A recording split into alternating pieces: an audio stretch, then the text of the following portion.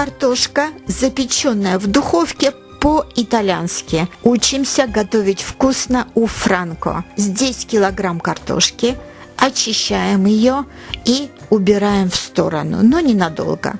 Теперь берем посуду, в которой будем запекать картошку, заливаем вот так вот обильно растительным маслом и ставим в разогретую до 200 градусов духовку минут на 5-7, чтобы масло хорошенько разогрелось.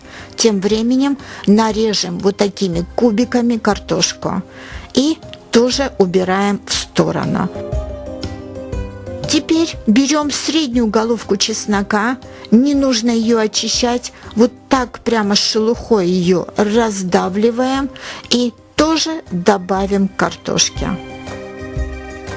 Посолим, поперчим черным перцем, соль и перец, конечно же, по вашему вкусу, и под конец добавляем розмарин. Это любимая травка итальянцев. Тоже по вашему вкусу. Перемешаем это все.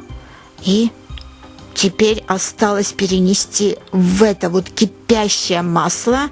Перемешайте еще раз.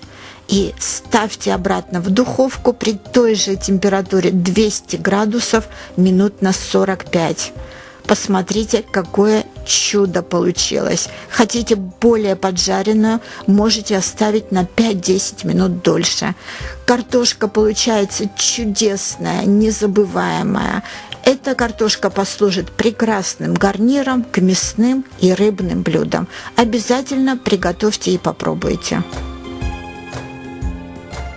В чем секрет популярности итальянской кухни? В том, что из обычных продуктов итальянцы готовят супервкусные блюда. Сегодняшний рецепт тому подтверждение.